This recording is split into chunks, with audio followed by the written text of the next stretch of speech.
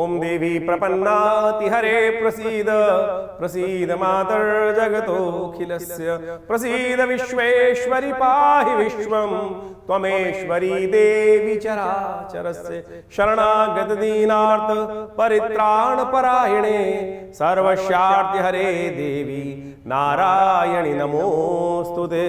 वृश्चिक राशि वालों, 25 तारीख का दिन बड़ा परिवर्तन का दिन है। बुधवार का अवसर है, सप्तमी तिथि इस दिन विद्यमान है, 7वां नवरात्र है, भगवती कालरात्रि का स्तवन करने का अवसर है। और इस दिन आपकी राशि के दृष्टिकोण से दो ग्रहों का विशेष परिवर्तन का योग बन रहा है। महालक्ष्मी का योग, कृपा का योग, विजय का योग आपकी राशि में बनता दिखाई दे रहा है। शुक्र महाराज परिवर्तन करते हुए आपकी राशि में बहुत अद्भुत स्थान में आ रहे हैं, जो विलास भी देंगे, भोग भी देंगे और लाभ भी देने के योग बनाएंगे। रिलेशनशिप्स में भी आनंद देने के योग बनाते दिखाई दे रहे हैं। मंगल भी अब बहुत जल्दी उदय होते चले जा रहे हैं। कहीं ना कहीं चीज़ों को, रुकी हुई चीज़ों में गति लाने का योग, आनंद का योग, विजय का योग आपकी राशि में बनकर तैयार हो गया है। कालरात्रि का स्वरूप जानते हैं भगवती का, वो दिव्य स्वरूप है कि जब तक शत्रु रहेंगे कहीं ना कहीं कष्ट देते रहेंगे। तो ऐसे में शत्रुओं पर विजय प्राप्त करने के लिए इस दिन विशेष तौर पर स्तवन किया जाता है। भगवती दुर्गा की जो नामावली है ना, दुर्गा दुर्गाति शमनी, दुर्गापद निवारणी, दुर्गमच्छेदिनी, यदि जीवन में कोई मुकदमा चल रहा हो, परेशान चल रहा हो, कोई विपदा है टल नहीं रही हो, तो इस दिन से लगातार 3 दिन तक माँ भगवती दुर्गा का, दुर्गा नामावली के द्वारा यदि आप अनुष्ठान करते हैं, यज्ञ करते हैं, और कहा जाता है कि पीली सरसों का उपयोग करते हुए यदि इनका पूजन किया जाए तो कैसे भी विजय के योग आपकी राशि में यदि नहीं बन रहे हैं तो वो बना सकते हैं। आपकी राशि के लिए खास उपाय हमने यहाँ उपस्थित किया है, कर लीजिए और फिर आपको पीछे मुड़कर देखना नहीं पड़ेगा। 26 तारीख का दिन बृहस्पतिवार का अवसर है, अष्टमी तिथि इस दिन विद्यमान है। अशोकाष्टमी का योग बन रहा है, रामनवमी का योग बन रहा है, अन्नपूर्णा जयंती का योग इस दिन बन रहा है। और सबसे बड़ा परिवर्तन जो आपकी राशि में बन रहा है, मंगल महाराज इस दिन उदय होने जा रहे हैं। मंगल का उदय होना, जो महीनों से जिस चीज़ का योग बनने के लिए आपकी राशि वाले बहुत सारे जो प्रश्न कर रहे थे, कब बदलेगा समय, कब बदलेगा, मंगल बदल गए। जी हाँ, इस दिन से मंगल उदय हो जाएंगे, ये पुरुषार्थ का उदय करेंगे। आपकी राशि के दृष्टिकोण से आपको बिल्कुल बस इस समय का सदुपयोग करते हुए सावधानी से आगे बढ़ने का प्रयास करना है। बस ध्यान रखिएगा, ये आने वाला करीब 20-25 दिन आपकी राशि के दृष्टिकोण से बहुत ज़बरदस्त रहेंगे। यदि आप बुद्धिमानी का उपयोग करके चीज़ों को करेंगे, युक्त तरीके से कार्य करेंगे, तो कहीं ना कहीं रुके हुए काम को गति प्रदान करने के लिए वृश्चिक राशि वालों के लिए विजय का योग उनकी राशि में बनकर तैयार हो रहा है। लेकिन ध्यान रखना, इसमें करीब अभी मंगल और शनि की युति बनने वाली है अप्रैल के आरंभ काल में, और वो आरंभ काल में कहीं ना कहीं कुछ क्लैश भी उत्पन्न कर सकती है।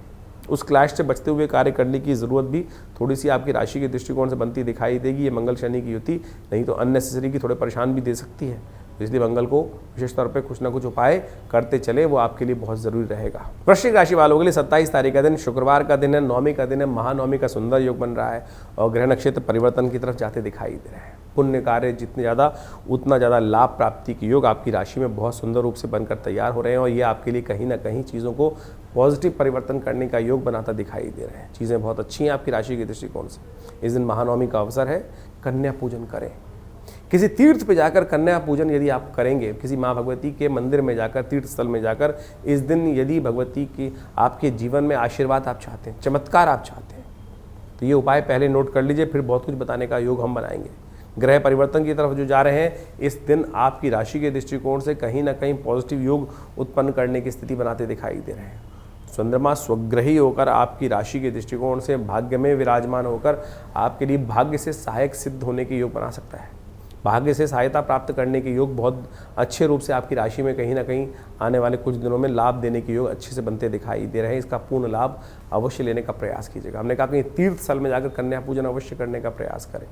माँ भगवती की कृपा से बहुत कल्याणकारी योग बनेंगे। इस दिन महान नवमी है, यज्ञ रहेगा विवेकानंद आश्रम में, उसमें आप सम्मिलित हों।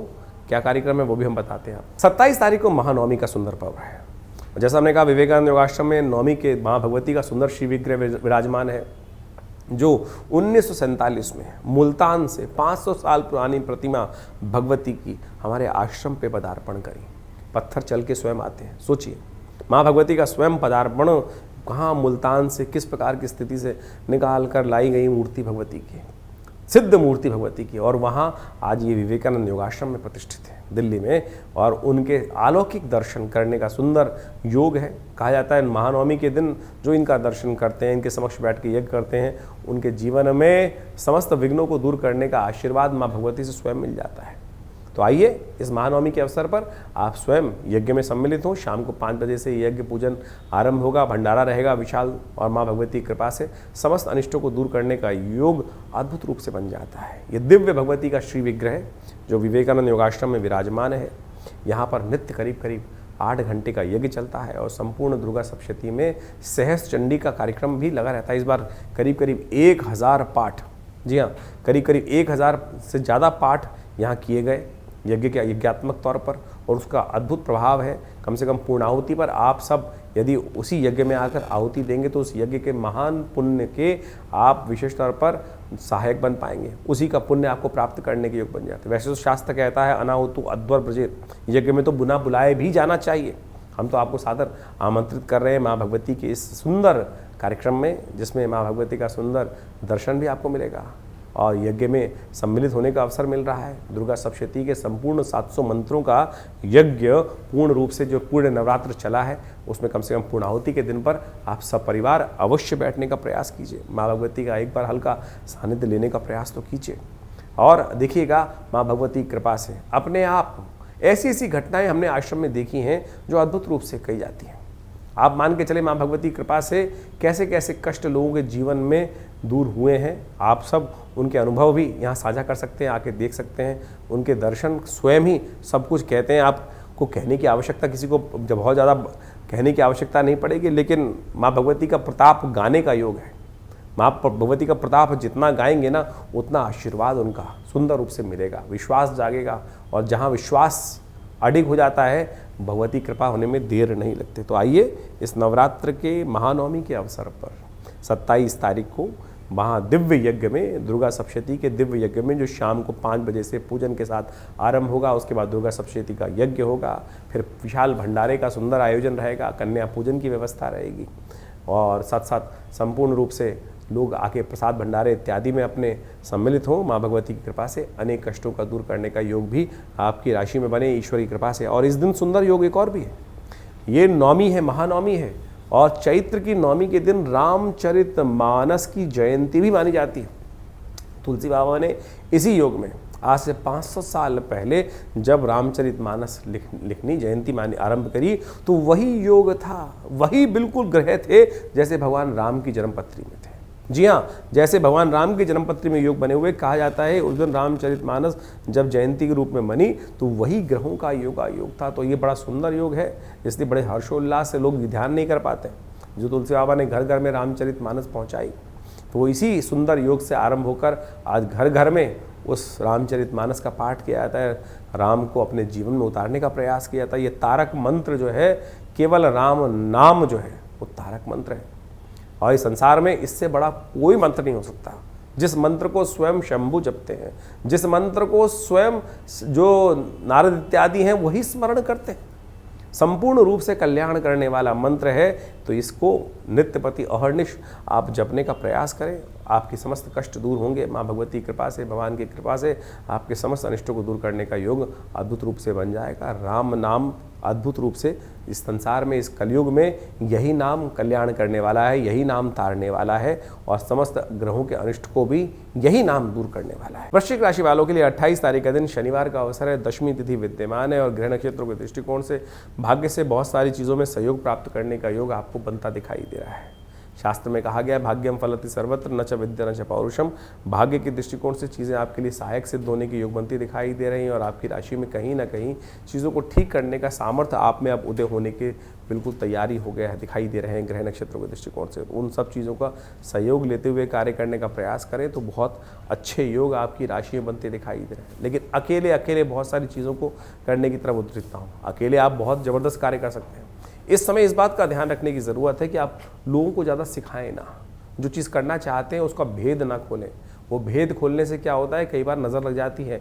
तो इस बात का ध्यान रखते हुए कार्य करोगे तो बहुत अच्छा रहेगा। शनिवार का अवसर है, और आपकी राशि के दृष्टिकोण से इस वक्त जो थोड़ा सा शनि को मनाने का आपको उपाय करना चाहिए। शनि इन दिनों कहीं ना कहीं आपकी राशि के दृष्टिकोण से अस्त तो चल रहे हैं, लेकिन बुद्धि भाव में चल रहे हैं, और बुद्धि में कई बार क्या होता है, जिद उत्पन्न करने की योग बना सकते हैं। तो अभी आप लगातार शनि का उपाय कुछ ना कुछ शनिवार के दिन तो कम से कम अवश्य करते रहे करेंगे। शनि स्तोत्र का पाठ कर लीजिए, हो सके तो श्वान को रोटी डाल दीजिए। ये सब छोटे छोटे उपाय हैं, ये आपके लिए कल्याणकारी रहेंगे। 29 तारीख का दिन रविवार का अवसर है, एकादशी तिथि इस दिन विद्यमान है और इस दिन ग्रह नक्षत्र जो है परिवर्तन का जाने के बाद आपकी मेहनत के अनुसार से लाभ देने की स्थिति आपके लिए उत्पन्न करते दिखाई दे रहे हैं। सबसे बड़ा योग आपकी राशि के दृष्टिकोण से जो पल रहा है वो है परिवर्तन का योग, केतु का परिवर्तन। ये केतु का परिवर्तन आपकी राशि के दृष्टिकोण से बहुत महत्वपूर्ण रहने वाला है। जी हाँ, ये केतु का परिवर्तन आपकी राशि के दृष्टिकोण से समझें, केतु अपने नक्षत्र में प्रवेश करते दिखाई दे रहे हैं और आने वाले कुछ समय में आपके लिए बहुत सहायक सिद्ध हो सकते हैं। और ऐसे में विशेष तौर पर ऐसा योग आपकी राशि में बनने को तैयार है कि जो विचार सोच कर कार्य कर रहे हैं, मिट्टी में हाथ डालेंगे ना तो कहीं ना कहीं सोना बनने के योग आपकी राशि में बन सकते हैं। ऐसी स्थिति उत्पन्न करने के तैयार होने दिखाई दे रहे हैं। कहीं ना कहीं आपकी राशि के दृष्टिकोण से आपको फेम मिलने का योग भी बनता दिखाई दे। चंद्रमा और केतु की युति बहुत रूप से आपके लिए कल्याणकारी रहेगी। कामदा एकादशी है, कामनाओं को पूर्ण करने वाली एकादशी, व्रत रखें और इस दिन संकल्प लें कि पूरे वर्ष तक हर एकादशी का आप पालन करें, क्योंकि एक वर्ष तक केतु यही बहुत सुंदर रूप से स्थिति बनाएगा। तो इस केतु का उपयोग आप ले लीजिए, ये कामनाओं को पूर्ण करने का केतु योग बनाएगा आपकी राशि के दृष्टिकोण से। आप कोशिश करें हर एकादशी के दिन भगवान विष्णु का सुंदर स्तवन करें, उनका पूजन करें, व्रत रखें, ओम नमो नारायणाय इस बात का स्तवन करें। भगवान की कृपा से आपके लिए केतु का ये परिवर्तन बहुत ज़बरदस्त आपके लिए लाभ का योग बनाकर तैयार करता दिखाई दे रहा है। 30 तारीख का दिन सोमवार का अवसर है, द्वादशी तिथि इस दिन विद्यमान है। प्रदोष व्रत सुंदर रूप से बनता दिखाई दे रहा है। ग्रह नक्षत्रों के दृष्टिकोण से जितनी मेहनत उतना लाभ गारंटी दे रहे हैं ग्रह। जी हाँ, मेहनत से भागना मत। कई बार क्या होता है, आपका इन दिनों जो स्थिति ग्रहों की चलती रहती है, कई बार हम लोगों को सीख देने का प्रयास करते हैं लेकिन खुद सो जाते हैं। वो खरगोश की कथा सुनी है आपने, कछुए के साथ। खरगोश जो था कूदता फादता बड़ा अलर्ट दिखाई देता था, लेकिन क्या था, दुनिया को शिक्षा देता था ऐसे कूदो ऐसे चलो, लेकिन खुद सो जाता था। अहंकार इतना हो गया था, अरे हमसे कौन जीत सकता है। कछुआ ने उसको मात दे दी। ये ध्यान रखना, कंसिस्टेंसी चाहिए इस वक्त। आपकी राशि में कंसिस्टेंसी के साथ काम करोगे तो बिल्कुल आपके लिए बहुत सुंदर योग बनकर तैयार हो रहा है। प्रदोष व्रत है, वर्ष का पहला प्रदोष व्रत है, संवत का पहला प्रदोष व्रत बन रहा है, बहुत सुंदर तिथि में बनकर आया है, इसका लाभ ले लो। 30 मार्च को खास तौर पर एक बहुत अद्भुत योग बन रहा है, सोम प्रदोष। वर्ष का पहला जो सोम प्रदोष का योग बन गया, संवत का पहला सोम प्रदोष योग। और समझे आगे आने वाली ग्रह स्थिति बड़ी विचित्र है, बहुत विचित्र है। इसमें क्या होने वाला है विशेष तौर पर ध्यान रखो, इस समय में शनि मंगल के टकराव की स्थिति बन के तैयार होने वाली है। उपद्रव के योग कहीं ना कहीं बनने वाले हैं। स्वास्थ्य पर कहीं ना कहीं विश्व के दृष्टिकोण से ये युद्ध के प्रभाव से कहीं ना कहीं भयंकर योग बन सकता है। और इस वक्त रुद्र का नाम का जो संवत आरंभ हो गया है वो कहीं ना कहीं प्रलंकारी है। इस बात को आपको कहीं ना कहीं नज़रअंदाज नहीं करना चाहिए। विस्फोटक योग बन रहा है, और तो और कई प्रकार की बीमारियां भी, कई प्रकार के विस्फोट भी, कहीं ना कहीं बड़े हमलों का योग भी बनता दिखाई दे रहा है। और ये कहीं ना कहीं बड़े भयंकर विस्फोटों का योग भी कहीं ना कहीं विश्व में उत्पन्न कर सकता है। राज्यों में द्वेष उत्पन्न करने का योग कहीं ना कहीं बना सकता है। ऐसे में सबका स्वास्थ्य ठीक रहे, माँ भगवान शंकर की कृपा और हमारे जो कर्म है उसके अनुसार से हमें प्रभाव प्राप्त होता है। शास्त्र कहता है भावी मेट सके त्रिपुरारी। हाँ, भगवान शंकर की कृपा से हमारे द्वारा कहीं ना कोई दुष्कर्म हो जाते हैं, उनको भी भगवान शंकर मेट देते हैं। मार्कंडे के जीवन में आयु नहीं थी, भगवान शंकर की कृपा से ही, जब भगवान शंकर की कृपा हुई तभी वो आयुष्मान योग बना उनके लिए, तभी वो अमर हुए। अश्वत्थामा बलिर्व्यास हनुमानश्च विभीषण कृपा परशुरामस्य मार्कंडे च अष्टमा। ये भगवान शंकर की कृपा से ही मार्कंडे अजर अमर हो गए। तो आप भी इस दिन सुंदर इस वर्ष के पहले प्रदोष पर, सोम प्रदोष पर कोशिश करें भगवान शंकर का स्तवन करें। हम विवेकानंद योगाश्रम में इस सुंदर तिथि पर रुद्राभिषेक का सुंदर कार्यक्रम रख रहे हैं। शाम को एक कार्यक्रम रहेगा रुद्राभिषेक का, तो आप स्वयं इसमें भाग लें, इसमें स्वयं में बैठें, रुद्राभिषेक में बैठ सकते हैं। भगवान शंकर का रुद्र अष्टाध्यायी के द्वारा सुंदर रूप से पाठ रहेगा। माँ भगवान की कृपा से समस्त अनिष्टों को दूर करने का योग रहेगा। साथ साथ में रुद्र यज्ञ भी इसमें रखा जाएगा। तो आप सब इसमें सुंदर रूप से दिव्य रूप से सम्मिलित हो। माँ भगवान की कृपा से अनेक कष्टों को दूर करने का योग भगवान के इस आशीर्वाद, इस अनुष्ठान से अवश्य प्राप्त होने के योग बन जाते हैं। और प्रदोष का समय शाम का रहता है, दोष रहित, समस्त अनिष्टों को दूर करने वाला। कहा जाता है भगवान शंकर पार्वती के साथ, गणों के साथ त्रिशूल लेकर पूरे संसार का भ्रमण करते हैं। और जो उस प्रदोष काल में प्रदोष काल कब होता है? प्रदोष काल होता है विशेष तौर पर जब दो संधि समय आपस में मिल रहे हों। सूर्य अस्त होने के बाद करीब करीब 2 घड़ी का समय, करीब करीब 48 मिनट का जो समय है, ये प्रदोष काल शुद्ध रूप से रहेगा। इस समय बैठ जाएं जहाँ पर भी हों, चलिए ध्यान में आप यज्ञ कर लीजिए। अगर कोई किसी प्रकार से व्यवस्था नहीं बन पा रही है रुद्राभिषेक इत्यादि करने के, मंदिर में जाने की, तो आँख बंद करके थोड़ी देर बैठ जाएं और सोचें कि आप गंगा के पावन तट पर पहुँच गए हैं। वहाँ गंगा की कल धारा चल रही है और वहीं एक भगवान शंकर का दिव्य ज्योतिर्लिंग स्थापित है और आप उसको ध्यान में ही, यज्ञ का ध्यान में ही उसका जो अनुष्ठान कर रहे हैं, ध्यान में ही आप अभिषेक कर रहे हैं। कहा गया है ना, आत्मा तुम गिरजामती सहचरा प्राणा शरीरम ग्रह पूजा ते विषयोग भोग रचना निद्रा समाधि स्थिति। तो यही स्थिति मानस पूजा जो है ना, वही सबसे श्रेष्ठ है, 1 लाख गुना ज़्यादा प्रभाव उत्पन्न करती है। तो ये समझें कि आप मानस पूजा में यदि भगवान का ध्यान करते हैं तो 1 लाख गुना ज़्यादा प्रभाव आपके लिए वो जो समय उत्पन्न कर देता है। यही तो वो टाइम होल है जिसकी गणना हम शुरू में बता रहे थे आपको कि छोटा सा कर्म कैसे आपके पुण्यों को उदय करने का अद्भुत योग बनाता है, कैसे आपके दुष्कर्मों को समाप्त कर देता है। लाख दुष्कर्म एक छोटे से कर्म से ठीक हो जाते हैं। शास्त्र में कहा गया सप्त जन्म कृतम पापम स्मरणेन विनश्यति। यही छोटा सा सिद्धांत तो है। इसी संध्या इसी प्रदोष काल में समस्त दोषों को क्षय करने वाला काल, समस्त दोषों से रहित काल और पुण्यों का उदय करने वाला यही प्रदोष काल जो है, इसका लाभ अवश्य लेने का प्रयास कीजिए, बड़ा श्रेष्ठ रहेगा। 31 तारीख का दिन मंगलवार का अवसर है और त्रयोदशी तिथि विद्यमान है और साथ साथ ग्रहों परिवर्तनों का योग जो बनता दिखाई दे रहा है वो कहीं ना कहीं आपके लिए पॉजिटिव फल। ये ग्रहों का योग ऐसा बनता दिखाई दे रहा है इस समय कि जितना आप कार्य करोगे उतना लाभ तो अवश्य घर लेके जाते दिखाई दे रहे हो। कई बार हम सोचते हैं कि हम हमेशा आमतौर पर भाव रहते हैं कि मेहनत तो मैं करता हूँ, लाभ तो मुझे मिलता नहीं है। इस दिन ग्रहों का योग ऐसा बना हुआ है कि मेहनत का आपको फल अवश्य मिलेगा। कोई लाख चाहे कि आपकी मेहनत, आपका नाम कोई और, आपकी मेहनत का फल कोई और चख ले, बिल्कुल नहीं चख सकता।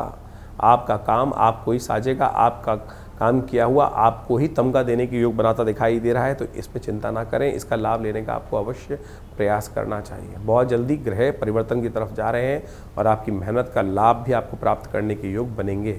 नव संवत आरंभ हो चुका है। भारतीय नव संवत जो चैत्र की प्रतिपदा से आरंभ होता है और भारतीय ज्योतिष गणना के अनुसार से समय को पहचान कर समय के अनुसार से किस प्रकार का प्रभाव उत्पन्न करने वाला है समय, ये वास्तविक तौर पर हर व्यक्ति को जान लेना चाहिए। इस बार रुद्र नाम का संवत आरंभ हुआ है और साथ साथ जो आरंभ भी हो रहा हुआ है वो विशेष तौर पर क्षय तिथि पर आरंभ हुआ है। क्षय तिथि यानी अमावस्या जो है वो केवल कुछ ही देर के लिए विद्यमान रहेगी उदय तिथि के बाद। उसके बाद अगले दिन के सूर्योदय से पहले अधिकतर समय में वो जो प्रतिपदा है वो क्षय हो जाएगी। तो ऐसे में क्षय तिथि बृहस्पतिवार के दिन जो नव संवत आरंभ हो रहा है, जिसके कारण से बृहस्पति राजा हो गए, तो कहा जाता है कि ज्योतिषी गणनाओं के अनुसार से रुद्र नाम का संवत प्रलयंकारी माना जाता है। और ऐसे में साथ में बृहस्पति जिस वर्ष के राजा हो जाते हैं, तो ऐसे में कहा जाता है कि प्रजा के लिए थोड़े कष्ट के योग बन जाते हैं। जो लोग राज अधिकारी होते हैं वो अपने अनुसार ही जो निर्णय लेते हैं और वो कई बार प्रजा पे भारी पड़ते हैं। उसके कारण से प्रजा में रोष हो जाता है और प्रजा की शायद सुनी भी नहीं जाती है। और जिस प्रकार से रुद्र नाम का संवत है वो प्रलयंकारी है और विश्व में युद्ध के इस वक्त जो स्थिति मची हुई है उसमें कहीं भी कोई राहत मिलती नहीं दिखाई दे रही। इसके साथ साथ इस समय में मंगल का उदय होना और साथ साथ अभी आने वाले कुछ समय में शनि का भी उदय हो जाना, ये एक, और साथ साथ शनि और मंगल का एक राशि पर चलना, उसके बाद कई प्रकार के विचित्र प्रकार के योग बनना।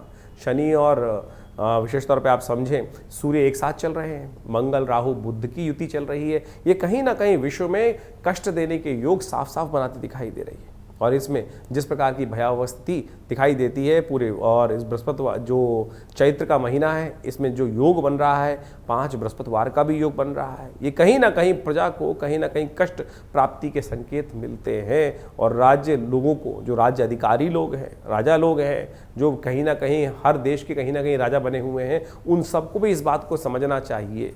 आजकल अहंकार हर व्यक्ति के ऊपर इस प्रकार से आच्छादित हो गया है, वो केवल अपनी अपनी सोच रहे हैं, अपने अहंकार की पूर्ति करने की तरफ चले जा रहे हैं। ये समय का प्रभाव है। हर देश का जो प्रणेता है, जो राजनेता अपने आप को बना हुआ है, वो कहीं ना कहीं इसी प्रकार की स्थिति में चल रहा है और वो प्रजा की सोच भी नहीं रहे हैं। अपने अहंकार के अंदर जिस प्रकार की आहुतियाँ उपस्थित करते चले जा रहे हैं, उसके कारण से पूरे विश्व की प्रजा को कहीं ना कहीं किसी न किसी प्रकार से कष्ट झेलना पड़ता दिखाई दे रहा है। यह रुद्र नाम के संवत का प्रभाव भी इसी प्रकार का ही है। और ये जो इस पूरे वर्ष में ऐसा योग बनाता है कि कहीं ना कहीं पूरे वर्ष भर इसी प्रकार की घटनाएं कहीं ना कहीं चलती रहेंगी और कहीं ना कहीं अस्त इत्यादि वाहनों की दुर्घटनाओं का योग भी इस बार बनता दिखाई दे रहा है। तो इस के अनुसार से अपने भविष्य को अच्छे समझते हुए कार्य करने का प्रयास करना चाहिए। अभी आपने ज्योतिष गणनाओं के अनुसार से आपकी राशि के अनुसार से उसका क्या प्रभाव है ये तो समझा ही समझा, लेकिन साथ साथ पूरे विश्व में जनमानस में जो एक वर्ष का और वर्ष के राजा का प्रभाव क्या है वो भी ज्योतिष गणनाओं के अनुसार, शास्त्र के अनुसार से जो बताया गया वो आपने समझा। लेकिन इन सब में परिवर्तन करना आपके कर्मानुसार है। देखिए कैसी ही विकट स्थिति बन जाए, लेकिन हम सबको अपने भाग्य अनुसार ही प्रभाव बनता है। ऐसा कभी नहीं होता है कि यदि कोई ना कोई कष्ट का समय पूरे सबके लिए चल रहा है तो सारे ही कष्ट में रहेंगे। हमारे अपने कर्म जो है, शुभ कर्म जो है, वो हमारे जीवन में दुष्कर्म को कहीं ना कहीं दूर कर देते हैं, कष्टों को कहीं ना कहीं दूर कर देते हैं। तो इस बात को समझें, यदि हमारे पुण्य कर्म हमारे साथ हैं और जिसके कारण से हमारे जीवन के कष्ट जो आएंगे वो कहीं ना कहीं हमको बचा के ले जाएंगे। तो इस बात समझें। कई बार लोग प्रश्न करते हैं कि किस प्रकार से समझें कि हमारे जीवन में पुण्यों के कार्य हो रहे हैं या कहीं ना कहीं जो पाप है वो कहीं परेशान कर रहे हैं। जब जीवन में कहीं ना कहीं आप बचते चले जा रहे हैं, गाड़ी आराम से चलती चली जा रही है, तो समझ लो कहीं ना कहीं पुण्यों का अकाउंट लबालब भरा हुआ है। जब छोटी सी गलती कहीं ना कहीं पकड़ी जाए और किसी और की गलती में आप कहीं ना कहीं फंसते चले जा रहे हैं, तो समझ लो कहीं ना कहीं आपके पुण्यों का अकाउंट जो है कम हो गया है, टटोलना पड़ रहा है। घड़े में हाथ डाल के पुण्यों को ढूंढने पड़ रहे हैं, तो उसमें आपको घड़े को पुण्यों से भरने की आवश्यकता है। तो कोशिश ये करें, ये नवरात्र इत्यादि शुभ तिथियां जो कुछ भी आती हैं, किसी को दान करना, किसी को पुण्य करना, किसी का अच्छा करना, अच्छा भावना अपने मनोमस्तिष्क में रखना, ये सब पुण्य बढ़ाती हैं। अब आप ये समझ लो कि आपके द्वारा ये सब कार्य कितने होते हैं। अगर आप किसी की मन में कहीं ना कहीं किसी का द्वेष भाव रख रहे हो तो ये सब पुण्य घटा रहे हैं, क्योंकि व्यक्ति से अनजानेपन में ज़्यादा पाप हो जाते हैं, पुण्य बहुत कम हो पाते हैं। और यही वास्तविक तौर पर समझना चाहिए, यही कष्टों का निदान का मार्ग है कि पुण्यों को ज़्यादा बढ़ाने का प्रयास करें। आप लगे हैं अंगूठियाँ पहनने में, आप लगे हैं पता नहीं कौन कौन से टोटके करने में, उनसे पुण्य नहीं जागने वाले, उनसे कष्ट नहीं भागने वाले। कष्टों का भागने का सीधा तरीका जो है कि शास्त्र के अनुसार से जो कहा गया ना, अवश्य में भोक्तव्यम कृतम कर्म शुभा शुभम, ये मान के चलो कि अशुभ जो कर्म आप कर रहे हो वो कहीं ना कहीं आप ही भोगेंगे। शुभ कर्म जो आपके द्वारा हो रहे हैं वो आपको ही भोगने हैं, उसका पुण्य आपको ही मिलेगा। तो इसलिए कोशिश करें, किसी गरीब व्यक्ति की सेवा, किसी को अन्न का दान, कहीं ना कहीं किसी की सेवा किसी प्रकार से हो जाए, मन से पवित्र भाव से सोच लेना, वही पुण्य को बढ़ाने वाला है। तो इस प्रकार से जो कुछ शास्त्र के दृष्टिकोण से हम समय समय पर कई प्रकार के पुण्य कार्य करने के लिए आपको समझाते रहते हैं, उद्धृत करते रहते हैं, चाहे वो यज्ञ इत्यादि हो, चाहे गौ सेवा का कार्य हो, चाहे वो किसी बीमार की सेवा करने का कार्य हो, किसी को दवाई देने का कार्य हो, किसी का विवाह में सहयोग करने का कार्य हो। यही वास्तविक तौर पर आपको जो सेवा भाव से रखना है, मन में सरलता रखनी है, मन में किसी के प्रति राग द्वेष नहीं रखना है, यही आप यदि समझ लो तभी पुण्य जागेंगे, तो तभी कष्टों से रक्षा होने का कोई ना कोई मार्ग बचेगा। तो जितने भी हम इस कार्यक्रम के माध्यम से आपके साथ जो भी बात कराते हैं, आम तौर पे जनरल तौर पे हम जो भी बता रहे हैं, हर जो उत्सवों के अनुसार से कुछ ना कुछ दान ही बताते हैं, तप ही बताते हैं, आपको यज्ञ करना ही बताते हैं, परमात्मा की सेवा ही करना बताते हैं। तो उसी को करते रहेंगे तो बहुत अच्छा रहेगा। सेवा भाव अपने मन में जगाए रखें, और जो जो समय समय पर ये मुहूर्त आते हैं, इस बात को समझ लीजिए सही रूप से। ये जो मुहूर्त आते हैं ना, ये मुहूर्त हैं क्या? ये मुहूर्त जो है वो सेफ पैसेज है, ये विशेष तौर पर सेफ पैसेज है, और एक वो छोटा सा टाइम होल है कि जिसमें आप अपने पुण्यों को कई गति से देकर उस टाइम ट्रेवल से बाहर निकल सकते हैं। जी हाँ, यही वास्तविक तौर पे वो टाइम होल्स है कि जिसके बारे में आइंस्टाइन बात करते थे कि टाइम होल्स हैं और ट्रैवलिंग मशीन्स के थ्रू आप उसमें ट्रैवल कर सकते हैं। जैसे आपने पुण्य, जैसे ग्रहण इत्यादि काल पढ़ा, उसमें हमें एक शास्त्र के दृष्टिकोण से कहा जाता है कि आप जो कर्म करोगे उसका 100 गुना अधिक प्रभाव होगा।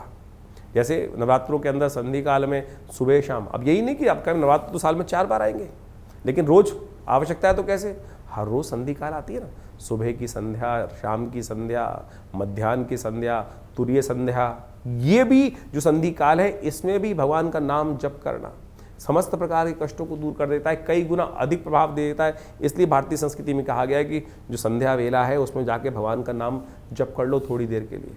तो ये करें, यही आपके लिए समस्त रूप से कष्ट निवारण करने का योग बनने वाला है, और यही आपको मार्ग दिखाने वाला है सही तौर पर। तो इन सिद्धांतों को समझकर, और आप नहीं तो एक बात समझा बहुत सारे लोग हैं जो आपका उपहास उड़ाते रहते होंगे। कोई पुण्य कार्य भगवान की सेवा करता है, कहते हैं पागल हो गया है। ऐसे लोगों की बातों में ना फंसे। जब गलत लोग जब बोलते हैं उनकी बातों में फंस जाते हैं। कोई जुआ खिला रहा होता है, आजा बैठ, कहाँ जा रहा है, बैठ साथ में खेल, तब तो आप फंस जाते हैं। तब तो नहीं बोलते कोई व्यक्ति, अरे नहीं मुझे गलत रास्ते पे डाल रहा है। लेकिन जब पुण्य कार्य कर रहा होता है तो वो तो एक बार बोल के छोड़ देता है, अरे सब कुछ नहीं होने वाला, और आप उस मान को अपने लिख के रख लेते हैं, हाँ कुछ नहीं होने वाला है। जब कोई गलत कार्य की तरफ किसी गलत रास्ते पर बिठाता है आपको, तब आप नहीं सोचते हैं कि नहीं गलत रास्ता है, तब तो आनंद आ रहा होता है। बस यही है पुण्य और पाप। तो इसको समझकर कार्य करने का प्रयास करो, यही आपकी रक्षा करेगा। और बाकी में जितने धंधे वाले बैठे हैं, चाहे घंटी बजवा ले हैं, चाहे कुछ और बजा रहे हैं, चाहे कुछ और बेचकर आपको कुछ ना कुछ पहनाने की बात कर रहे हैं, उन सब से कुछ नहीं होने वाला।